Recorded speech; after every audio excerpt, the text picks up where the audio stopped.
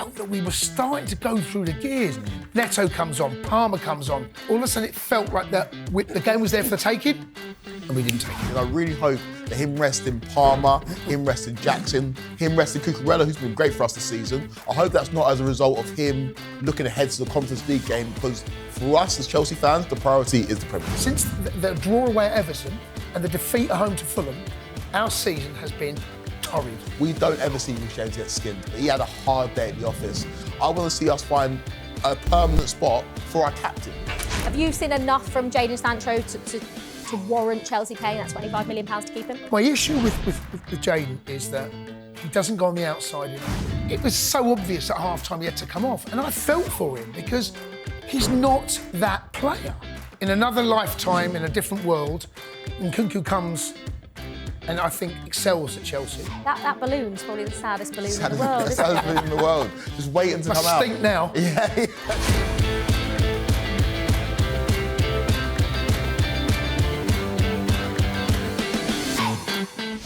Hello and welcome to Inside Chelsea, the show for Chelsea fans by Chelsea fans. I'm Olivia Buzaglo and I'm joined by former Chelsea defender Jason Cundy and broadcaster and lifelong Chelsea fan Kweku Afari. Obviously, we are coming to you off the back of a rather dull, I would say, 0-0 draw with Brentford. But Jace, I was actually listening to you and Jamie O'Hara on Saturday night on talkSPORT, and you were literally like, this is the most obvious draw I've ever seen. And you were right, it wasn't great, and we never really, I don't think, looked like winning the game, to be honest. No, I'd said 1-1. It's the first time they've kept a clean sheet in the Premier League this season at home against us, and that kind of tells you all you need to know. What, Brentford? It's the first time they've kept a clean sheet at home? At home in the Premier League. A draw was a fair result. First half, I think they probably shaded it. Second half, we shaded it, even though they had three really good chances. 3 good chances in 3 minutes. I don't know what to say. We've all seen the game. I had to commentate on it. The first half was so uneventful. The second half, you're hoping the Jackson coming on. He actually did give us a little bit more up front. We'll talk about Nkunku in a second. But we looked a little bit more threatening when Neto came on the right. Noni's had his injuries and he's played against Spurs, played yesterday. Palmer coming in. We looked like that things might start to, we might be a bit more threatening. In actual fact, we did, but so did they. Yeah. 0-0, fair enough, move on. No one's going to watch the highlights back of that. Yeah, no, I agree. We are. Kweku, I wish you could have seen whilst Jason was talking, Kweku's face, he was literally like... Yeah, no, but it's true though. Yeah, it's like, it's it's dreadful. And that stat that he pulled out's amazing. The fact that Brentford have not kept a clean sheet at home and the first time they do is against us. We don't have anything going forward. We just... It's the Chelsea team that seems to be sleepwalking at the worst part of the season. We've got 7 games to not save our season, to really make the season something that we can take away from. And you think about the run-in last year where Poch really got us playing, and you compare it to this year where we're kind of stagnating. Even in the win against Spurs, we weren't great. I just struggle to see how this team's going to pick up enough points in difficult games to get us in the top 4 or top 5, personally. Yeah, I think I agree with you. I think now the biggest talking point actually came out before the game yesterday, Jason. That was obviously the team selection. And it was a big talking point because I, for one, was very confused when I saw the team sheet. No Palmer, no Jackson. But what surprised me most, because those two are coming back from injuries and are very important players, and obviously, like Kweku says, we've got a very important part of the season coming up. But his decision to rest Colwill, his decision to rest Marc Cucurella, what did you make of the tea when you first saw it? Oh, well, I was as shocked as everyone. Then you try to think, what is he thinking? What's behind that team selection? And you think about the Spurs game, Reece didn't start, which I was surprised that Reece didn't start. So Reece come back for this game, come off with 8 minutes to go, something like that. He's managing his minutes, very, obviously. Yeah. Starting at left back, that was also another strange decision that he started at left back, but he did. Obviously, you've got Gusto inverted, the fullbacks and love to invert, and that's what he does. At half-time, you're thinking, he might be onto something here. Then you've got the luxury of bringing on Jackson, you're bringing on Palmer, bringing on Neto. You're making changes that can affect the game. It looked like it might work, and it kind of petered out a little bit. I don't even know if we'd start with all the big dogs, whether anything would have been any different. I don't know what you guys think, but it was just It's like a pre-season game. That's what it was like for both sides, by the way. It reminds me of when we had. I remember we played Spurs in a League, I think a League Cup or an FA Cup semi-final, and he rested Costa and he rested Hazard, and I think we were drawing at half-time, brought them on, and we ended up winning the game 4-2. Yeah. And that's where it works when you've got those game changers. But at the moment, it just doesn't feel like even those two coming off the bench, like Jay says, it could have worked, but actually it was a bold move from Maresca that didn't pay off in the end, because getting top 4 is arguably more important than winning the Conference League. And do you think Enzo Maresca was doing it to save these players for Thursday? Well, it's difficult to tell, right? You'd hope not, because you'd hope he'd be able to gauge the feeling of Chelsea fans and understand that I get it for you, for your personal resume, winning the Conference League is something. For Chelsea fans that have seen it all, we've won it all, this is you're on a hiding to nothing in this tournament. And Jason talked about it before. If you win it, people are like, yeah, of course you're supposed to win it. If you don't win it, you get laughed at. So it's hard to be invested as a Chelsea fan. What we are invested in is the fact that we haven't been in the Champions League for the last couple of seasons. We've got a couple of world-class players who want to be playing at the highest level. We need to qualify for the Champions League to not only bring in and attract new players, but to keep some of the players that we already have. So that should be the priority. And I really hope that him resting Palmer, him resting Jackson, him resting Cucurella, who's been great for us this season. I hope that's not as a result of him looking ahead to the Conference League game, because for us as Chelsea fans, the priority is the Premier League. Just on that, so we played Thursday, played Sunday, Thursday, then Sunday. We've got Ipswich on Sunday. So I think he's looking at that. And at this stage of the season, I think we are looking at a lot of teams trying to manage those minutes. The managers are trying to make sure that players have an impact on the games that really, well, they all matter. I don't know whether, I'm not sure he got it totally right, but I'm not sure he got it totally wrong either. I just look at that Legia Warsaw game on Thursday, and I think that the team that finished the game, with Reece James I'm talking about, on the pitch against Brentford, that should have been the team that started. And I think that the team that he started with against Brentford could easily beat Legia Warsaw on Thursday. That's my issue, is that I just think it feels like he's picked the wrong team for the wrong game, because Brentford are a good side, they're solid, do you know what I mean? I know they've had their ups and downs this season, but largely when we've played them as well, they've been a bogey team for us. We've really struggled against them. Very much so. I just feel like Legia Warsaw, until we really get to even the semi-finals and the final of the Conference League, we could be playing a team that we look at that team sheet like we did against Brentford and gone, actually, no, that's all right for this game. Yeah. I just didn't think it was all right for this game against Brentford. I think it was there for the taking, given their form. When you saw the team sheet on Sunday, do you think, oh, we're not going to win this? Yeah. Yeah. Same. Did you? Yeah. Yeah, because we've been I felt we could win it from the bench. Yeah. I looked at the bench, right, these players can come off the bench and win and change the game. And bringing on Jackson from Nkunku, again, we'll talk about in a second, that was a big change. And that ball over the top, first minute against Spurs, first minute against Brentford, in this, that ball that lent in, all of a sudden, now we're threatening. You know, you've got the two centre-halves starting to worry and think about the space in behind. First off, there was no worry. They can get tight, get close. But he gave us something different. And I felt that we were starting to go through the gears. Neto comes on, Palmer comes on. All of a sudden, Cucurella, all of a sudden it felt like that the game was there for the taking, and we didn't take it. I mean, I feel that's been the story of Chelsea's season, no? Yeah. Games have been there for the taking, and we just haven't taken them. Yeah, and I think you have to admit as well, we didn't want to admit it last season because I think towards back end of it, a lot of players came to the fore, but we are very Cole Palmer-centric. And our poor form has coincided with him, I won't say necessarily poor form, but his Just lack of productive output Yeah. in terms of goals and assists. He got the assist for the game against Spurs, and guess what? We won that game. When Cole Palmer does good things on a football pitch, Chelsea normally do good things on a football pitch. But in recent weeks, he's struggled. I think he struggled a little bit with confidence as well. The Instagram post following the game against Southampton, the game that we won, and he was like, no, he missed penalty against... Yeah, he missed chances against Southampton. Yeah. Missed penalty against Ipswich. Against Leicester. Yeah. But in the after Southampton game, the game that we won, he tweeted out saying, I'll be back, even though we won the game. So I think there is stuff that he has to get used to as a top player that people game plan for. And when he doesn't perform to his highest level, we really, really struggle. And I feel like between now and the end of the season, if Cole Palmer could find that form again, then we've got a great chance of finishing in the top four. If he can't and he's still struggling, I think we'll struggle. You mentioned Christopher Nkunku. I think we've got to talk about him. What were your thoughts on that first half performance, Jason? Well, I actually have a little bit of sympathy for him. He's not a number 9. Yeah. He's not a wide player. He wants to be in the same position as Cole Palmer. In another lifetime, in a different world, Nkunku comes and I think excels at Chelsea.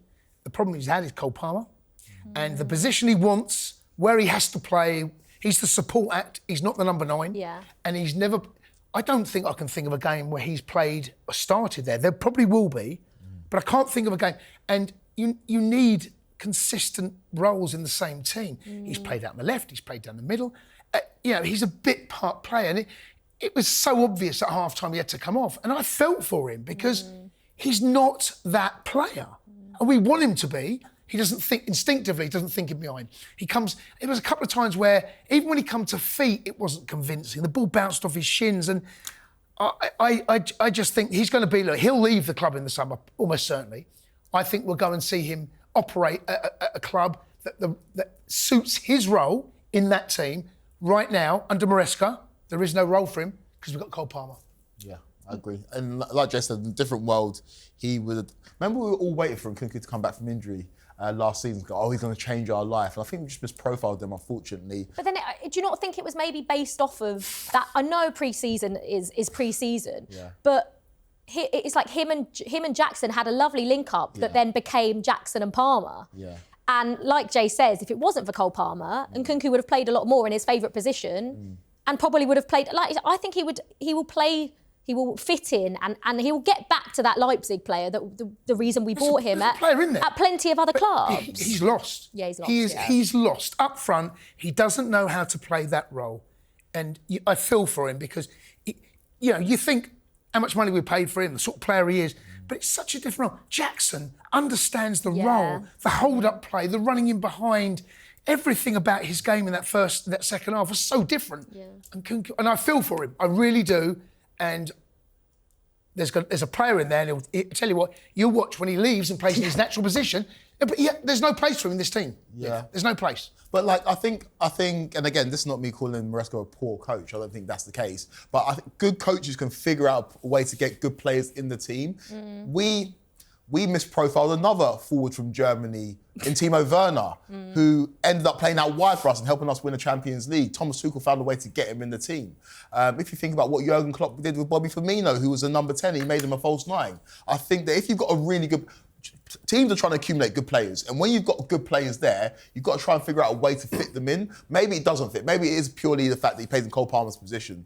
But we will go and see him flourish elsewhere. It'll be another case of why couldn't Chelsea figure it out? And so I do feel for him. He's running around 45 minutes with a balloon in his sock, not being able to celebrate goals. And you see it in his body language. You see that he's not there anymore. And I think his head probably went 2 or 3 weeks ago. And unfortunately, it looks like he's going to move on in the summer. We're going to have to figure out a solution in that forward area, because as good as Nicholas Jackson is, we need some reinforcements and some help going forward. Just on that as well, up front, you've got Sancho on the left, you had Kweku on the right, and you got Nkunku.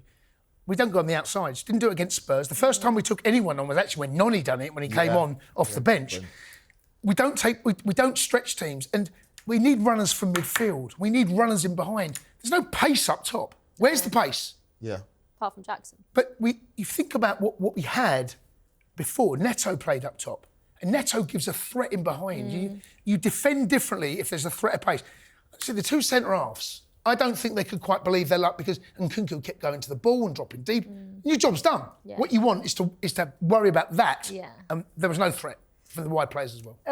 That balloon's probably the saddest balloon in the world, isn't it? Balloon in the world. Just waiting to come out. Must stink now. Yeah. So sitting in a been in there for a while. Yeah. Just takes it out. But it's so interesting with him that we all really, really want to love him, want to throw our arms around him, but it just hasn't worked out. Sometimes it happens at football clubs. And we say it's unfortunate he plays in the same position as Cole Palmer. Obviously, Cole Palmer becoming Cole Palmer is a huge reason why we've even got a chance this season. Yeah. But for Nkunku, just got injured at the wrong time. Yes, he did. And that's just unfortunate. Yeah, the injuries needs to be mentioned as well. That was devastating for him on a personal level as well. Yeah. I've watched Chelsea and Christopher Nkunku. I reckon watched him a handful of times playing the number 9, and it doesn't take long to work out that he's not a number 9 and it doesn't work. So why has Enzo Maresca persisted with it? If Jackson isn't there, even when Jackson is available, he's on the bench, and why do you think he's carried on? Is he just trying and hoping that it might work one day? Because from what I've seen, it doesn't take a brain surgeon to work out that Nkunku as a number 9 just isn't so going to work. if you think about what would have happened, Mark Gea would have played. Yeah. Exactly. So his injury, and on a personal level for him, he would be playing when Jackson's out. He picked up an injury was it the same game or same time as Similar time. So then he's gone with Nkunku down the middle. Didn't really work. Then he's got Neto down the middle, which I felt wasn't brilliant, but it gave us something to build on and threaten him behind. And that's the problem. We don't have anyone else. Who else are you going to play there? Yeah, I think would you rather play a Neto there? Because I think I would. I'd rather play a winger there who has got some, like, just that instinct to run in behind. I've seen him play there up front for Yeah. He does okay. The Hold-up play's good. The Gooey injuries. Yeah, that's... Because he was just starting to hit his stride. Yeah. And then he got injured at the same time that Jackson did. And it kind of killed us. And we've had to try and find solutions. But Neto extends the pitch. It leaves more space for creative players like Cole Palmer to operate in those spaces. But when you haven't got somebody to do that, you've got Nkunku who wants to come deeper, and it just makes everything congested, and we haven't got anything going. We're easy to play against. Yeah, we're an easy team to play against. Flecken had nothing to do really first half. And the free kick in the first minute, Tosin gets on the end of that was it. Yeah.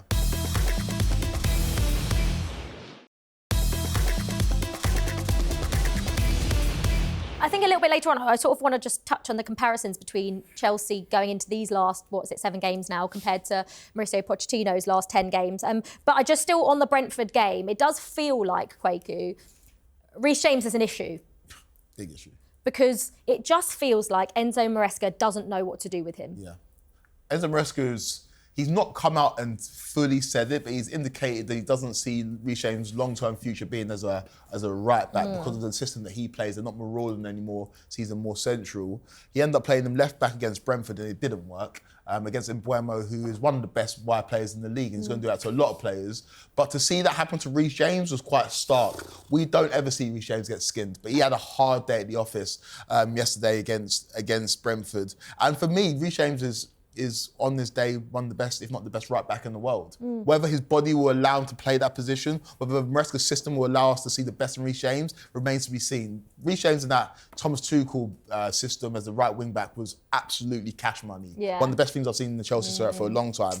Unfortunately, we have to also not put the blame on Reece, but the onus is also on Reece because of the injuries. Can't do anything about that. Yeah. But I don't think Maresca's helping him moving him around, whether it's at left back, whether it's a centre midfield, whether it's a right back. I want to see us find a permanent spot for our captain and one of our best technical players. But right now, it seems like Maresca's trying to find solutions. And that feels like the case for not only Reece James, but a lot of players in this team. Jason, what did you make of playing Reece at left back? Because he got exposed, and but like Kweku says, Mbeumo is one of the best wide players in the league, and he does that to most defenders he plays against. Yeah. But Reece James isn't like most defenders in the league. He's absolutely brilliant on his day. I just felt like benching Cucurella, what was the point in doing that? He hasn't had injury issues. He's been one of our best players, a natural left-footed left back. What do you think Enzo Maresca's decision making behind that was? I don't know, Liv. Honestly, we were discussing this when I was doing the comms, and we're trying to figure things out. And look, he's been away to national duty. You've then got Spurs, Brentford, Legia Warsaw, and then Ipswich. So I think there's an element of that. You're trying to get into Maresca's head. What is he thinking? At half-time, it felt like he got it right. Bring the subs on, change the game. It never quite happened for us. I don't know, Liv. Only one man can answer that question, because to put Reece at left back, I think Reece played was it Man United away? He played left back. He played at left back in one of the games. And you're right, Kweku. He puts him at left back, puts him right back, puts him centre midfield. The way that the Reece James that we knew when he first broke into this team and come through the brilliant right back that he is, we ain't going to see that right back under Maresca. We're simply not. He's made it clear. You're not overlapping runs. You're not going to see Reece out there. It's a very much more reserved Reece, and it might be down to managing his minutes because he's had injuries, had big injuries. So there might be an element of that. But in terms of left back, I don't know, Liv. I feel like that was the one decision that I just didn't get out of, because like I said earlier, maybe Thursday night. We're talking about the Conference League. Maybe that's something to do with it. Yeah, we will see on Thursday night what happens in terms of selections. The Cucurella one did baffle me because, like you mentioned, I don't think he gets enough flowers. Talk about Caicedo, talk about Cole Palmer. Cucurella's been a revelation for us. And off the back of winning the Euros, I feel confident sitting here and saying he's one of the best left-backs in the league. Yeah. And again, we probably still end up drawing that game against Brentford if Cucurella starts. But you want to see the best players available playing for us between now and the end of the season, because that's the priority. If Enzo Maresca ends up finishing 6th, the same position that Poch finished, then we didn't extend his contract. Given the position we've been in with Enzo Maresca, especially. People will be asking lots of questions. The Conference League, to Chelsea fans, again, sorry to disrespect the competition, it doesn't matter as much as people are making out. We have to win that competition. Yeah. But for us as fans, we want to see us finish in the top 4 or top 5 as a priority over winning that competition. And to do that, you need to play your best players week in, week out. You mentioned about the 4 games, that condensed period. At this time of the season, that's what you require. And if players get injured as a result of it, that's just a byproduct of being in these competitions towards the back end of the season. I want to see between now and the end of the season, both in the Conference League and in the Premier League, play your best team. And where do you think that position for Reece James is then, Kweku? In this Maresca system? Because he's played him centre mid, he's played him right back, he's played him left back. I mean, I can tell you now it's definitely not left back. Right back, probably still. Still at right back, but like it won't be the same. Inverted or as a centre half? Inverted. Because Correa's probably going to do that role, right? And then he becomes the 3 at the back. It's tough, Jace. He's the right of the 3 at the back. Yeah. Where would you play him? A right back. Right back. Oh yeah. I would have Reece James doing far more offensively, but the way the system works, Reece James is the centre half. He was the centre half on the left because Gusto came inside, and then when Cucurella came in, he was a centre half on the right, and then things changed as well because it's the role that Maresca wants him to play. He's said it publicly many times, hasn't he? About Reece James. My fullbacks will not be bombing on. Just makes me so sad. Yeah. And I know obviously it's largely to do with his injuries, and I'd rather Reece James play in that system and not get injured than play sort of that bombing up and down role and then getting injured. Obviously, we don't want to see that. But what about Jadon Sancho? Because obviously it feels like Maresca has persisted with him on the left-hand side. Whether that's been to do with other injuries in the squad and that we don't actually have that many, or we didn't have that many available wingers.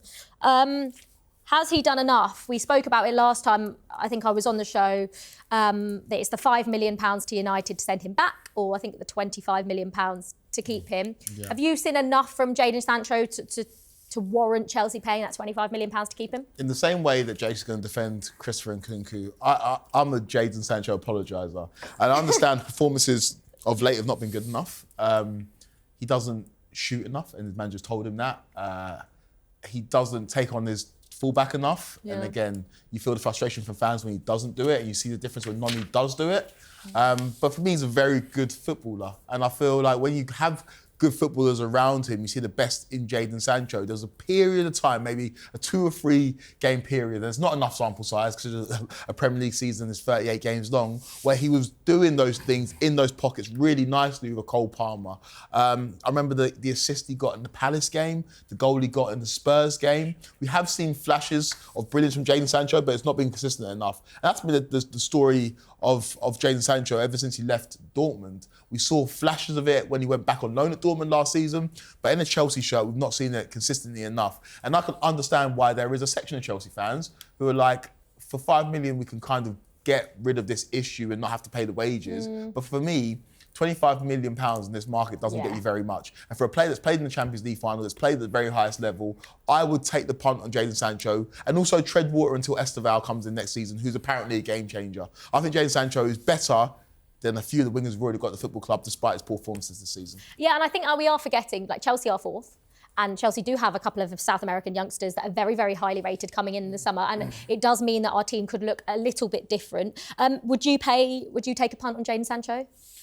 I'm stuck in the middle on this one. Yeah. Because there have been moments and there's flashes, and 25 million is not a lot of money. Especially in this day and age. It really isn't, actually. It's, you can probably move him on in 2 years' time and make money on the back of it. Yeah. My issue with Jadon is that he doesn't go on the outside enough. No. He doesn't threaten. And he's not, over 3 or 4 yards, he's got a nice little burst of pace.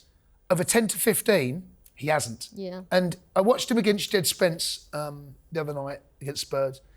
Everyone in the stadium knew that Jed Spence was going to do him for pace. And that's why his first touch, he kept coming inside. And when you do that, you become predictable. He was up against Aya yesterday. And they do it very well. Thomas Frank's teams do it. They double up on you. Yeah. So they had Mbuemo or Norgard. Aya's there at right back, and their body shape forces you back inside. Yeah. But you've got to threaten on the outside, because if you don't, you're easy to play against. And I just feel that there's...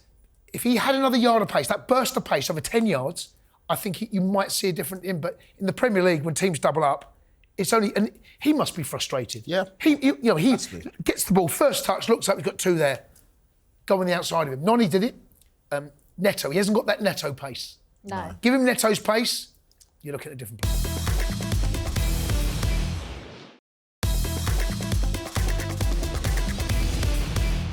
I just want to talk about what I mentioned earlier about the differences between Mauricio Pochettino's last 10 games in charge of Chelsea and Enzo Maresca's almost first half of the season, where Chelsea were very good towards the top of the league. This is controversial, and it's going to be controversial because I know a lot of Chelsea fans out there wanted Pochettino to go and didn't think it was right. He had a very, very strong end to the season, Kweku. Chelsea were playing well, exciting football, winning games, and obviously Chelsea were in a much worse position throughout the whole of last season. It was even something we ended up finishing in that Europa League spot, obviously didn't get it because of the FA Cup result. Comparing that to Chelsea's first half of the season under Enzo Maresca, where Chelsea were towards the top of the league, what do you think the main differences are? Were they similar, and which one do you think was better? So what, either Enzo's first half of this season or Poch's last half? This is a great question. Tough, Liv. That's a tough one. I would probably say, if I'm being fair, Enzo's first half of the season. Would you? Yeah, if I'm being fair. Because let's be honest, the back end of last season, we played certain teams that were on the beach. We just did. I remember the game against Brighton, they were on the beach. I remember games towards the back end of that season where it wasn't as competitive and we still had things to play for. Whereas at the beginning of the season, people had a year's worth of game tape on Cole Palmer, on Caicedo, and we were still getting the results. And so I probably... I'm being honest. Yeah, Enzo's first half of the season. Enzo's first half of the season had people, not us, had people asking, are Chelsea in the title race? The back end of last season felt like, okay, they've got it together when nobody's really watching and nobody's really putting in maximum effort. But I think the first half of the season was way more impressive. The reason why we're so disappointed right now is because we haven't matched the first half of the season. Whereas the back half of last season felt like we needed to do that to get into a European place. Jace? The end of last season was pretty special. We lost one game. It was home to Wolves, I think we got beat. Then we got beat by Arsenal 5-0 away. That was the only game we lost in something like 13. Yeah. Something. And that form continued. We then lost to Man City first game of the season. Yeah. We then lost to Liverpool away. And going into Christmas, they were the only two teams that beat us, or three teams, was City, Arsenal, Liverpool. In the 4th of Feb, I think it was. And I remember sitting there saying, we're going into Christmas, we can go top of the table. Since then, since the draw away at Everton and the defeat at home to Fulham, our season has been torrid. Torrid. So, yes, Maresca's first half of the season, or first third of the season was good. I didn't think we were brilliant, in all honesty. Yeah. We were scoring more than we were missing. Now we're struggling to create chances. I think there's something to be said for Maresca picking up the baton and taking on from what Pochettino did and left us in a good place. And he's done early part. He's done well. Since Boxing Day, honestly, it's been pretty poor. It really has.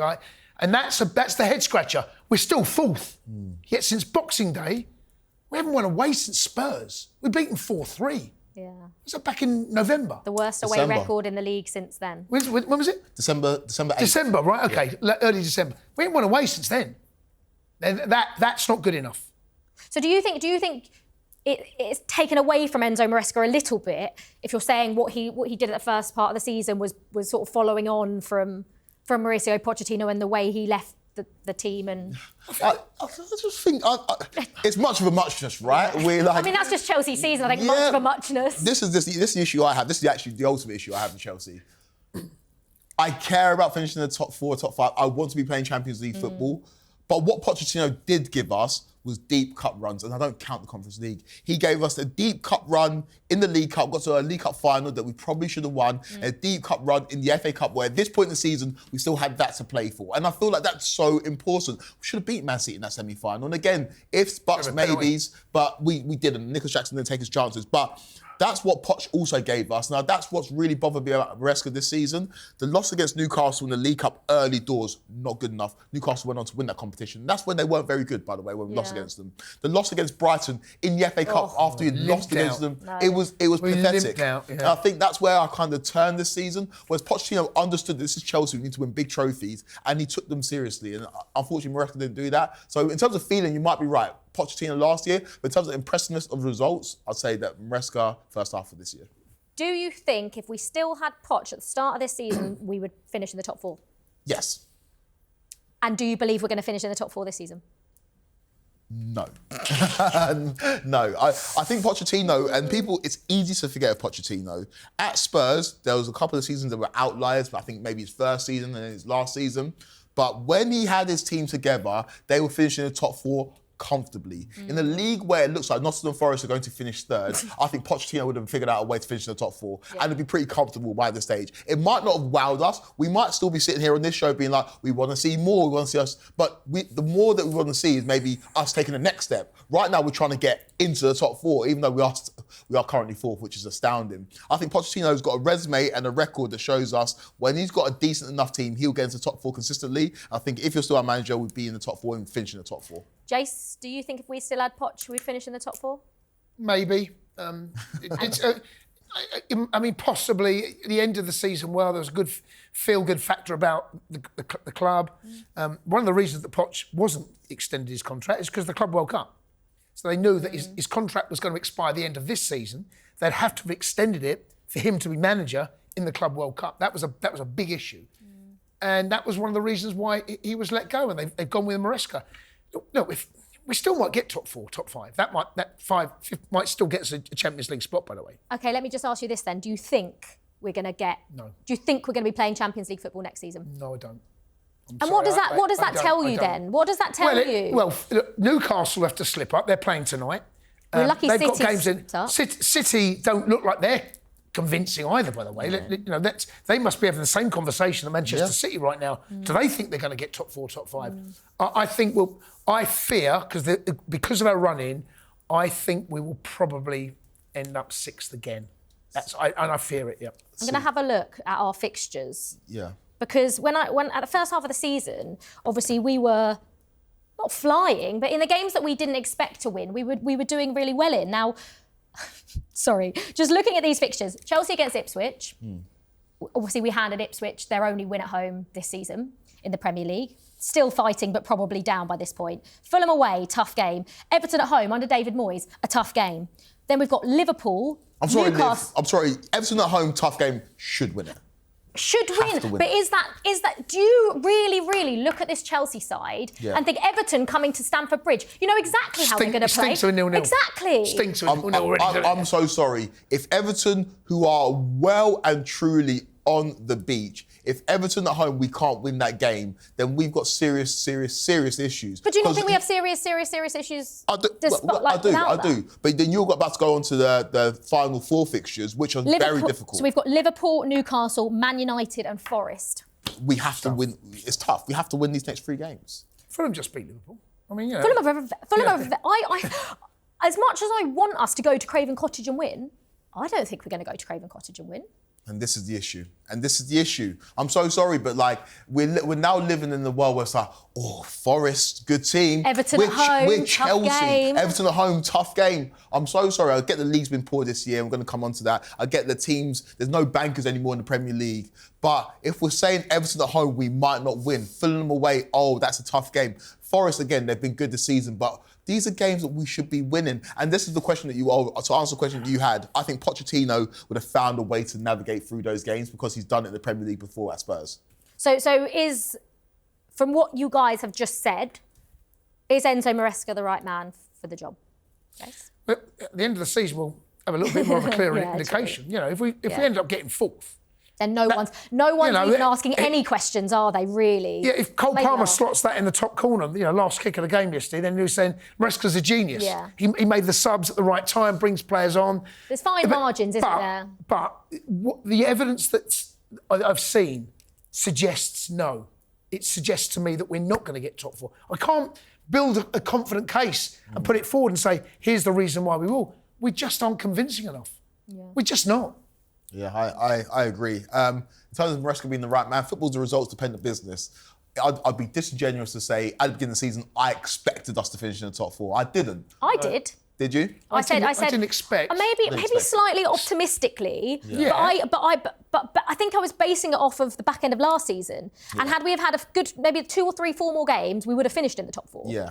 And based off that, and based off of looking at the other teams around us that weren't that convincing, that's why I said with these players, I think we should finish in the top 4. And especially given our start, if we don't finish in the top 4... That's where my tunes changed slightly, based on our start and also based on the teams around us. This is not a vintage Premier League season by any stretch of the imagination. Like if the top 4 next season or the top 4 at the end of the season comprises of obviously Liverpool going to win it, Arsenal, Forest, and then no disrespect, but an Aston Villa or a Newcastle, I think that we should be finishing above these teams. Yeah. And so that's why at this point, I think the top 4 is a minimum. And if he doesn't do that, I'll be very, very disappointed. I remember sitting here having a conversation with you guys saying if it'll be disappointing in December if we don't finish top 4. That to me now doesn't. I'm not confident. I just fear Newcastle. I fear City. Yeah, I think the fixtures are really tough for us as well. But currently at this moment we are sat. Here we are. We are sat 4th, and I think that's Chelsea have been inconsistent, but I think the level of the Premier League this season just hasn't been great.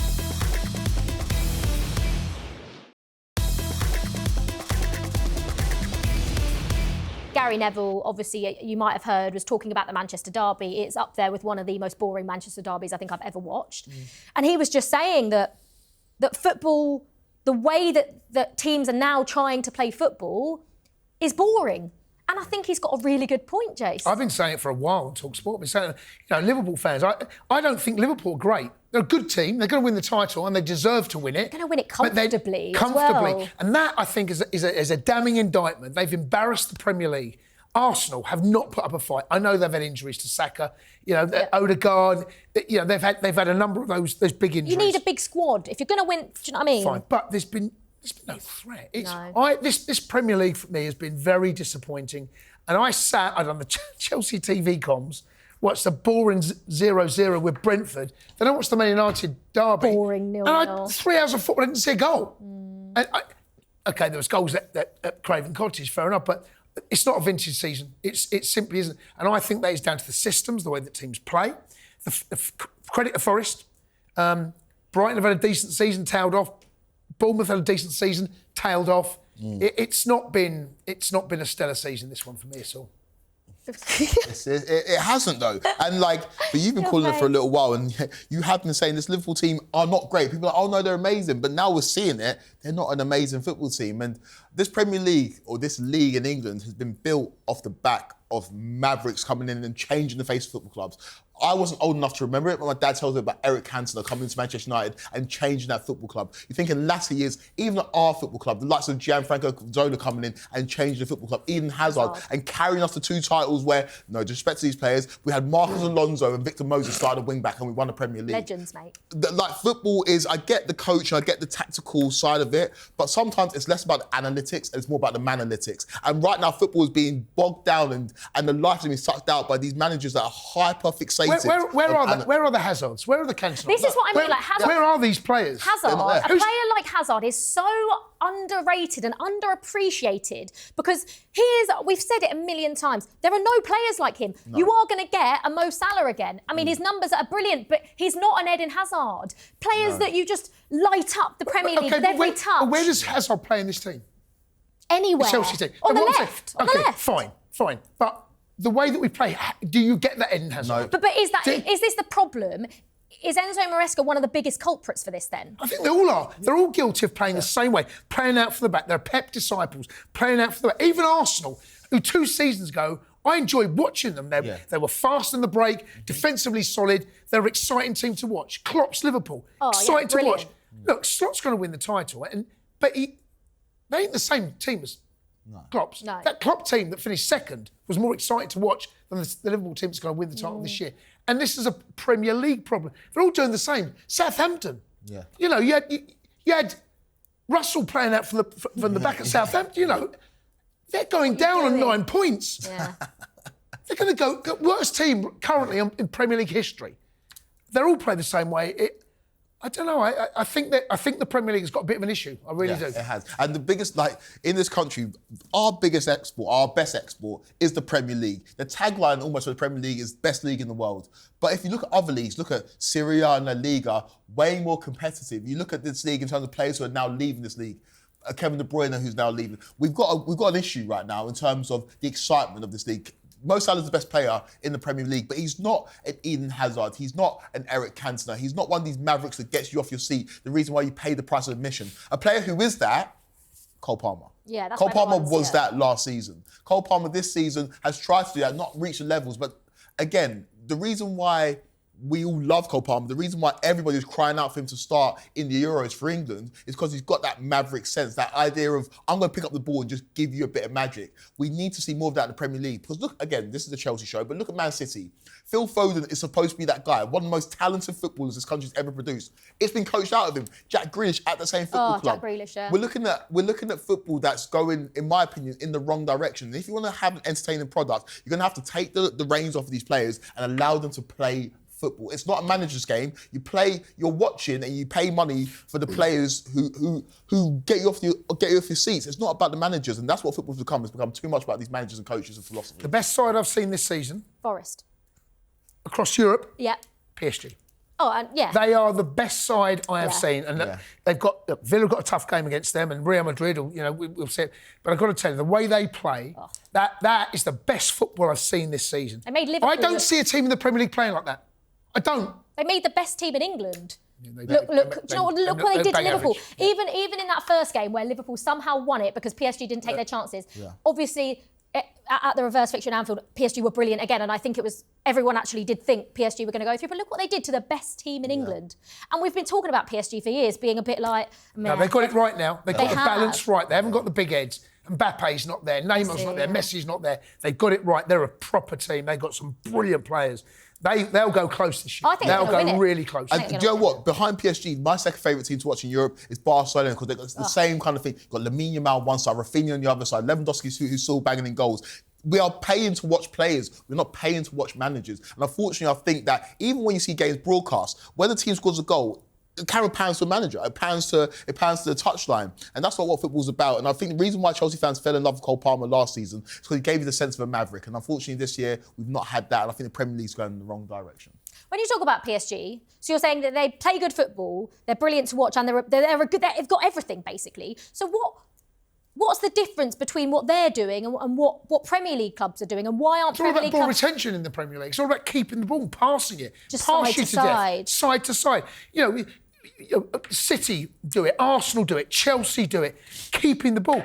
It's what you do with the ball. That's why Forest are where they are. Forest, it's what they do when they have it. They hardly see it. You know what? They don't care. They've got pace out wide. They've got Alanga one side. They've got Callum the other. They've got Chris Wood down the middle. They've got runners from midfield. They play their strengths. And they're good. They're not a brilliant team. I mean, they're not great on the eye, but they do what they do and they do it well. Exactly. They don't conform. They know this. Matt Sells, you never see him pay out for the back. Yeah. Never. No. And it's also ball retention. You know this way more than I do as a former player. Ball retention, in my mind, is the job of a centre midfielder. I don't need my wingers to worry about ball retention. I need you to look at your fullback and say, I'm going to take you on 5, 6, 7, 8 times. It might only work once or twice, but off those once and twice successes, we're going to get a goal out of it. We're going to create a chance. Unfortunately, in the Premier League right now, we see, and Jadon Sancho suffers from this, we see wingers who want to retain the ball. That is not your job. Your job is to create chaos in the final third. We've seen it with Jack Grealish, a maverick, someone at Villa who did that all the time. Now it's all about ball retention. If you want to see entertaining football, allow your attacking players to be attacking players and let your centre midfielders worry about retaining the ball. I don't care about possession. I care about goals. I care about entertainment. We're not getting there. No, and I think that's what Jay says about Forest is the perfect example of you don't need to have the ball. You don't need to have the ball if you're effective when you do have it and you play to your players' strengths. Like you say, the way Forest play football just suits every single one of the players. And that's why I think Nuno Espirito Santo deserves huge credit for what he's done. He's absolutely. I don't think there is any competition. I understand what Arne Slot's come in and done, and he's won the league. But like we say, the level of the Premier League just hasn't been there this season. What Nuno has done at Forest, I think, is more impressive than what Slot's done at Liverpool. Well, to bring back to Chelsea, look what he's doing with our former player Callum. Callum has just taken on his fullback over and over again. Look at the goal Elanga scored for Forest against Manchester United, against his former side. They've got the instructions to just do your job as wingers, and unfortunately, that's being coached out by the wingers. Chris Wood's not in the team at the moment; he's injured. But his job is to get in the box and score goals. We're so far away from that because everybody's copying everybody else, and unfortunately, the man that everybody's copying is Pep Guardiola. And unfortunately for us, one of his key disciples is Enzo Maresca. Hence why our football looks like this. Yeah. Okay. Well, we have. I say big game. It is a Conference League quarter-final against Legia Warsaw. It's a big game. It is a big game, and I don't want to disrespect the Conference League because it is a chance to get in the Europa League if it starts going even worse in the Premier League. But come on, a chance to get in the Europa League. Come on, man. Well, I think top four is way more important for Chelsea, but it doesn't feel like Enzo Maresca does feel like that. Yeah, there are standards that Jay need to be... said it was a big game, not me. I know, no, it is in its isolation a big game, but there are standards that need to be upheld. This Conference League, we should sleepwalk to it. Yeah. We should be able to, and again, But knockout football doesn't work like that. No, it doesn't. Plymouth beat Liverpool. True. Knockout football doesn't work like that. We're on a hiding to nothing. I've said this for ages. Yeah. If we don't win it, we laughed at. If we win it, people say, you spent $1 billion. Of course you should win it. Yeah. We can't win. The only way we can win is by winning it and taking care of business. Get that trophy, mate. Just go and win it. Take it seriously on the night over the two legs. We should, over any side. Obviously, we've seen what happens in finals. Wigan beat Manchester City, of course, in the FA Cup final. So it can happen. Yeah, but we should be winning, and we probably will be getting through to the Conference League semi-finals. Yeah. Well, if we don't, there'll be a hell of a conversation. I refuse to come back on this show if we get knocked out of it. Can you imagine our show if we get knocked out of the Conference League? Oh well, and again, not to make a grandiose statement. If we don't win the Conference League, I think the job is untenable. I don't think you can keep the job if you don't win this competition. Again, especially because you're resting players on the weekend to try and win. Stan won it. Exactly. And they were singing Champions of Europe. We know what we are. We will not be singing that, don't worry. We have to win it. And I think he does know that as well, though. Yeah. He knows if he doesn't win it, he's in big trouble. Absolutely. Right, that is it for another episode of Inside Chelsea. We'll be back in a couple of weeks to reflect on both the Premier League games against Ipswich and Fulham, and of course that Conference League quarter-final with Legia Warsaw. Thank you very much for your company, and of course, thank you to Jason. Thank you to Kweku as well. We will see you next time. Up the Chelsea.